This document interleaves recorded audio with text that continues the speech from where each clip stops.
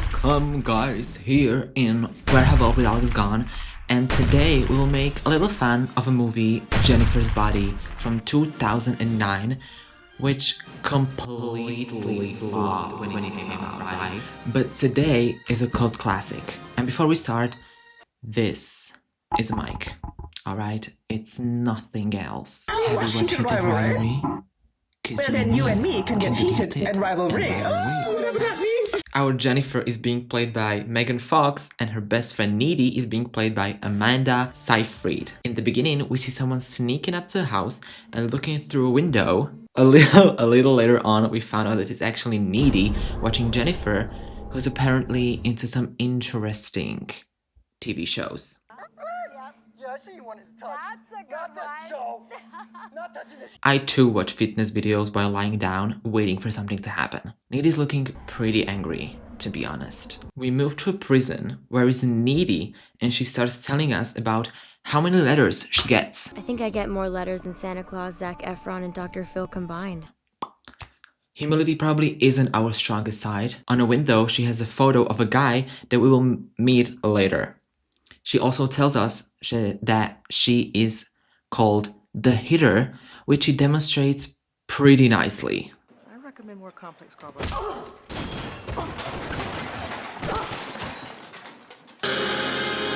She gets thrown into solitary, and this scene is pretty funny. I hate this fucking song. She also tells us that since some killings started, that's me whenever I hear someone say. She starts telling us the whole story, which starts in a city called Devil's Cattle, which is called like that. Why? The place is just named after a waterfall. Technically, it's not a normal waterfall. It goes into this hole, and it doesn't come out. Then she introduces Jennifer, and the only thing that you need to know is that she's the cool girl. And everyone is like, why is she talking to Needy? But as Needy says, Sandbox love never dies. then we meet Needy's boyfriend, Chip, who is so annoying. He's just like two-core Chip. Jen, as Needy calls her, calls Needy out to some club because some band from town is playing there. Needy hesitates, but then agrees because, you know, she has some plans with Chip. And Jen then adds, Wear something cute, okay? which means what? It meant I couldn't look like a total zero, but I couldn't upstage her either. When Needy gets ready to leave, Chip complains that she always does what Jennifer says. Needy responds that they just have shared interests. And there is also this necklace involved. Remember that. At the bar, we also meet Ahmed from India. Remember him too. Needy gives us a voiceover about the place and mentions that basically the only decent thing there is a toilet that reminds me of some people. Jennifer starts flirting with the band's leader, goes grabs the drinks, guys then start talking, really trashy. My point is, this girl's definitely a virgin, okay? Needy overhears the whole conversation and stands up for a friend. Hey, Hey, that's my best friend that you're talking about. And you're right, she is a virgin. And that beats sleeping with creeps like you.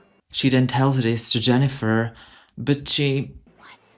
I'm not even a backdoor virgin. during the band's performance, the place catches fire and Jennifer and Needy escape through the toilet's window. Outside, they run into the band's van and the lead singer invites them to go there.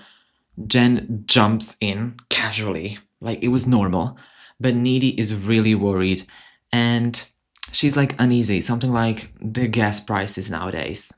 So she goes home. While she's on the phone with Chip, someone knocks on the door. She checks downstairs. No one. She walks into the kitchen.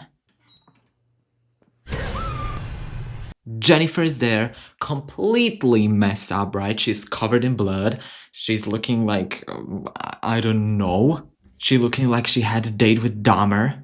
Also, she's probably missing a sanity because she opens the fridge, takes chicken out, and starts eating it really aggressively. What really got me though is when Needy tries to take the chicken away. Point to Jen because I react totally like that when someone tries to take my food. Jennifer suddenly throws up this black mess. What did you eat? Nails? Me being needy, I wouldn't complete that chicken because someone clearly wanted to kill her. As we later learn, poor Needy had to clean up that whole mess. Then Jennifer just casually walks away. The next day, Needy looks completely devastated. But Jennifer shows up to school looking... Needy tells Jen about the deaths and the fire, but she's totally emotionless. Sucks to be them, I guess. Empathy clearly isn't our strongest side, and I kind of see why those two are friends. Their teacher announces that several students died in that fire, including Ahmed from India. After class, Needy talks with Chip about Jennifer and what has happened the last night, but Chip just said that maybe she just inhaled too much smoke. Then we meet a new character, and that's Colin. It's the emo kid from Needy's creative writing club, which is totally niche, and I totally want that. Next, we're on a football field where this tough jock is just standing. His best friend died in that fire, and Jennifer wants to get, in a control. So she comes to him, tells him... Craig said that he always thought you and me would make a totally banging couple. Leads him into the woods, and... when Professor here screams... Let it all out, kids. Like what let out? Organs? Soon, his body is found. Needy hears about the murder from Chip. Meanwhile, Jennifer shows up to school looking in a color of someone's organs, while everybody else showed up in a color of 5th stage tongue burn. Later, the teacher announces that the band from the bar is releasing some charity song and they are donating 3% to the town, which Needy is really angry about because everyone thinks that they were heroes, which is clearly not the case. Jennifer doesn't seem to care at all, which she doesn't talk, but I'm assuming it from her face. After class, Colin invites Jennifer on a date. She doesn't want to go, but when Needy says, Well, I think he's really cool. she invites him on a given address. And when he showed up, at least candles are there. Because what do you mean? For Jennifer, dinner is served. Meanwhile, Needy is with Chip, making love. And suddenly, Needy has this vision. Later, while driving home, because she's escaping, she has another vision. So this one doesn't count. After these horrible moments, I'm assuming with Chip, she goes to bed. Needy, enough with the screaming. Claiming they always used to sleep together after parties. Child parties? You mean this? Or this? She leans in and kisses her. Honestly, a great tutorial for anyone who doesn't know how to kiss yet. Needy snaps out of it and starts yelling. So we basically watched a 10-year marriage in 2 minutes. Then comes another tutorial called How to Make Yourself a Murderer or How to Get on the Island. Yeah, I came in with the saw. Ooh, yeah, I came in. And Jennifer told us what has happened that night. That night, inside the van, she noticed some occultic books. When Guy asks another if she's a virgin, Jennifer, thinking that they would release her, says yes, but that's what they're looking for, so let's go for the tutorial or tartorial. So they tie up Jennifer and... But why she isn't dead? We'll get to that a little later. On the way to Needy's house, she ran into Ahmed from India, who survived the fire, but nobody ever finds out because Jennifer again ate. Jennifer even demonstrates to Needy her powers by cutting herself and instantly healing. Needy starts researching demons and slowly distancing herself from Jennifer. As she tells us, she doesn't even talk to anyone. She eventually discovers what happened to Jennifer. It's something that happens when you try to sacrifice a virgin to Satan without using an actual virgin. If the human sacrifice is impure, the result may still be attained, but the demon will forever reside in the soul of the victim. She must forever feed on flesh to sustain the demon. Chip obviously doesn't believe her. Needy tells him to not go on some school dance, maybe it's a prom, I don't know. And really passively, she breaks up with him. Let's go into some future because as he goes to the prom, let's call it like that, Jennifer is there on the way through some park. She told him, we need to talk about Needy. And she lied about Colin and Needy. So they start kissing, and Jennifer leads him into this abandoned pool where she attacks him.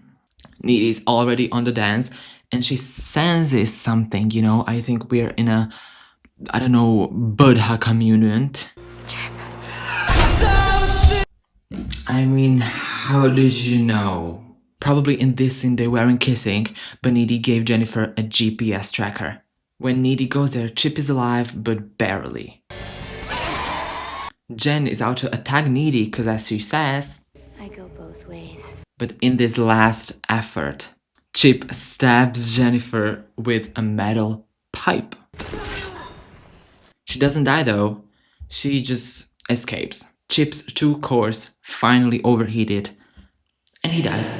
Let's go to the final because we are going back to the scene from the beginning, and now we see just Jennifer breaking through the window.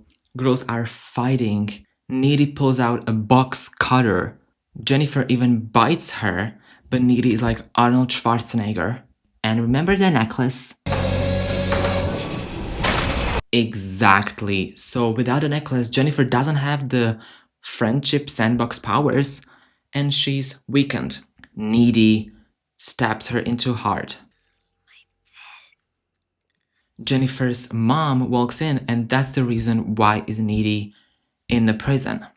But remember that bite 2 seconds ago?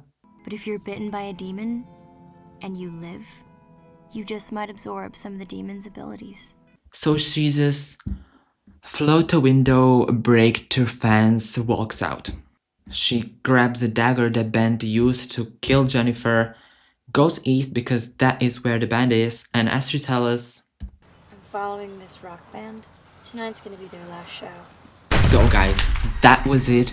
I'm really happy. I hope you like this new content and we'll get lost in another movie soon.